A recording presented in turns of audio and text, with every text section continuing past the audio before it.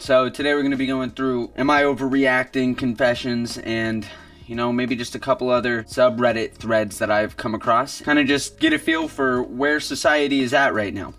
If I don't throw up. Let's kind of get the ball rolling here. This one sounds like it has some potential. This one is called, I paid a fortune teller to potentially lie to my now wife that we are perfectly compatible. I'm white, now husband to an Asian girl. Both she and her family are superstitious. And they told her she has to go and see if we are an astrological match based on Chinese astrology. I'm a person that is very rational and doesn't like to leave things to chance. We had already been dating for a year and things were getting serious when the topic came up. By that time, I was already deeply emotionally invested in this relationship. I began to realize that for her, the astrological match was a potential deal breaker. I panicked, and I knew I could not just gamble on it working or not. If you really like this girl and you know everything is riding on a fortune teller, which is arguably just someone you pay to tell you what you want to hear, I'd panic. I mean, what are you gonna do? It'd be funny though, what if she paid the fortune teller before you got there to say no, you're not a match? It's just the most elaborate way to get out of, being in a relationship. You just have the fortune teller prepaid to lie. Or her parents did it. Wow, it's odd. Your mom really wants us to go see this fortune teller. Really bad. She's like, yeah, let's go see this one. And everyone's in on it. Yeah, let's keep going. So I told her we will go to Chinatown and see a fortune teller. I'm sure there are more sophisticated words for them, but honestly, I don't care much for them or their profession. To be completely honest, it seems like a cash grab. I feel like if I sat there and I told you I was a fortune teller, I could probably lie enough to where you believed me. You're going to have success in the near future. Thanks. I don't know, I feel like anybody can do that. The day before, I secretly went to Chinatown, met a fortune teller with a good reputation, and paid her $400 to tell my now wife that our astrology and whatnot is perfectly compatible. Let's go. That's what I'm talking about. See, you're thinking ahead. Because honestly, she accepted $400 to lie. They're just there for money. Her dad goes down there after you and pays $500 for her to say the opposite. She might. I feel like she couldn't be that mad. I mean, it's you knew so much in your heart that you love this girl. You're like, look, I had to go to Chinatown and lie and pay a fortune teller just to tell you this. I mean, you got to take that to the grave. You can't tell her that. You cannot tell her that. That's bad. It's that deep within her spiritual upbringing to where it'd be like you completely just messed with her belief system. That's hilarious. The next day we went to said fortune teller and she did as asked. Even printed out some report sheet that details why we are such a great match. I am happily married now. Our first child is on the way and I have zero regrets. What a beautiful love story that you can never tell anyone. You can't tell your kids. You can't tell your wife.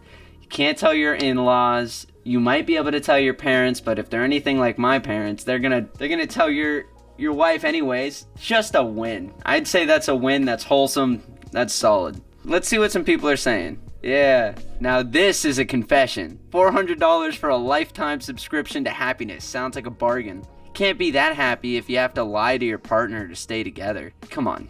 Plot twist. She really was compatible to him in the first place, and he wasted $400. Ballsy move right there, to sit there and tell a young couple madly in love, hey, this isn't gonna work out. Sorry.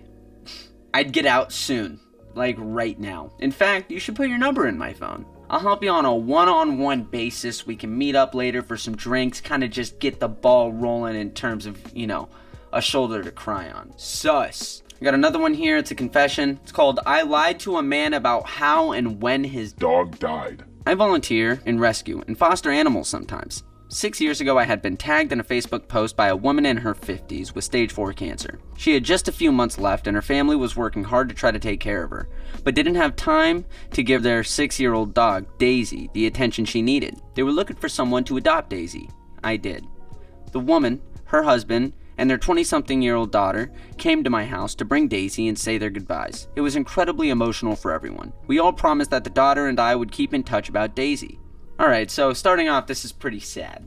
Right, we got a lady on her last legs doing the old final push. They gotta get rid of the dog. They can't take care of the dog and, go through the emotional roller coaster that they're going through as of right now. So, we got someone here who is willing to accept the dog, take care of it, family it. We're leaning wholesome, quite sad. Let's keep going. For the first 2 months I had Daisy, the daughter and I talked often by text. I'd send her updates and pictures of Daisy, and she would tell me how her mom is doing. Usually just, they're keeping her comfortable. The daughter abruptly stopped responding after 2 months. I figured she was grieving her mother.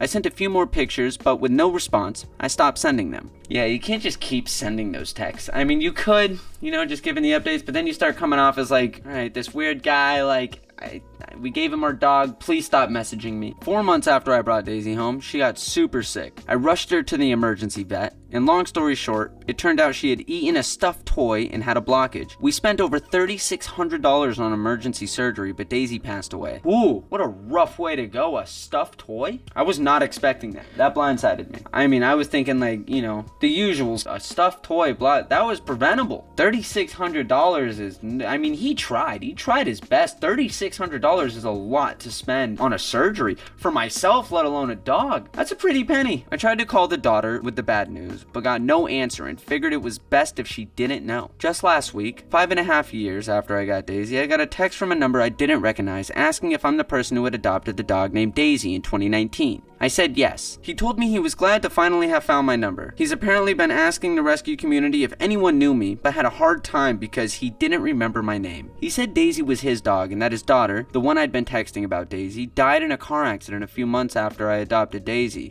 What? Oh my gosh. What the heck? Are you serious? Jeez. Huh. That's tough. His wife passed of her cancer just a few weeks after that. This poor man's dog is gone. All that man had left was that dog. Jeez. He said it was an extremely dark time in his life. I expressed my condolences. He then asked, of course, how Daisy was doing. I could have told him the truth, which is that his dog died horribly at the same time as wife and daughter. But I lied. I told him that she had just passed away a few months ago at the ripe old age of 12, and that she was a beloved member of my family, and was euthanized comfortably in our living room when old age had diminished her quality of life. I sent photos from shortly after I adopted her saying they were more recent. I even used AI to make her look older in some of them. He said he was sorry he couldn't see her one last time, but was thankful she had a long and happy life, and that it brought him comfort to know that. I don't know if it was the right thing to do, but I think it's what I would do again if given the choice. 100%. You did the right thing. I don't know if that man could have taken any more. You said the right thing 100%. That guy's life crashed. Let's see what some of these comments say. You did the right thing. He's had enough pain caused by truths he couldn't deny. Your untruth was pure kindness. You're a kind and considerate person. This is a prime example of why thou shalt not lie is stupid sometimes, and the best thing you can do is lie. Yeah, it's given like with a grain of salt, right? It's like, hey, does this dress make me look fat? Don't say yes. I had a dog pass this way. After having a similar blockage, it was so terrible. Thank you for sparing him the pain of knowing. Alright, this one's called, I actually might have a book fetish. I work in a library, and have been working in libraries since my teenage formative years. I also did a literature degree. Over the past 6-ish months, I've been noticing I get turned on when I process new books, which means I cover them in plastic, put the library labels on them, stamp them, etc. What are you talking about? Like the smell of plastic? Like just a nice new book? Just... Oh, yeah, that's it. Because it's like I'm tenderly taking care of their bodies and preparing them. I'm also turned on by putting the books back on the shelves if I have a big stack, which is usually at the beginning or in the middle of the shift. Imagine just being at a library, you just see the librarian just over in the corner, just nope. I'm going to a different library. 100% going to a different library. I'm sorry. Not happening. I've been trying to search up if there are other people out there who have book fetishes, but it's usually twee self-proclaimed book lovers geeking out over pretty books. This is nothing like that. What is happening right now? I wouldn't go so far as to rub a book on my genitals. Paper cuts. Ouch. But I think I literally have a fetish for books, or at least the processes of transformation and or shelving that library books go through. It's kind of an intimacy, I guess. You guess? No, you know. I don't know what I want to gain out of posting this. Maybe someone feels the same, or maybe someone can direct me towards some niche online community centered around literally having a fetish for books. I don't know. You're the only post I've ever seen saying that. But you could start one. But realistically, I'm just airing this out to see what others have to think about it, and if it's really that strange of a fetish to have. I'll be the first to tell you yes. Any sort of intimacy, like towards an inanimate object like that, usually on the brink of like some of the weirder things, right? Like someone who's really into couches. Like if I came on here and started making out with my can, it'd be weird.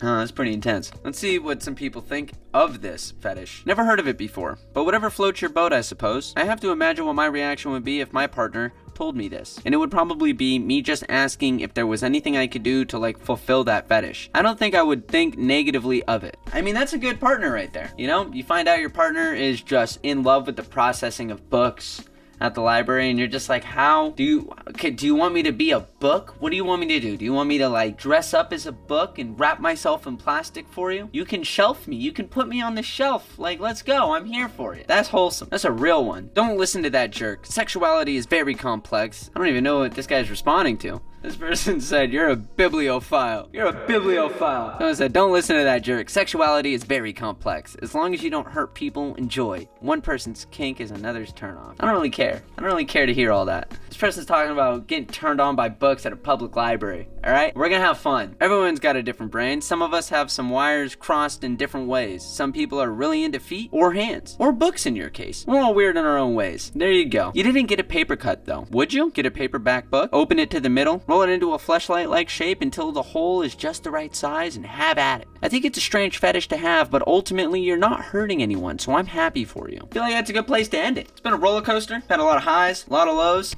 We're gonna end it on some highs. I'm kind of confused, but I think it's good. I think you're happy. You found something you like. What do they say? If you love what you do for work, you never work a day in your life. You love what you do for work. Literally. You love it. You love what you do for work. I mean, you can't beat that. So, congratulations. I'm happy for you too. I hope that you love clicking like, and I hope you love leaving comments and love subscribing. But until next time, I'm out.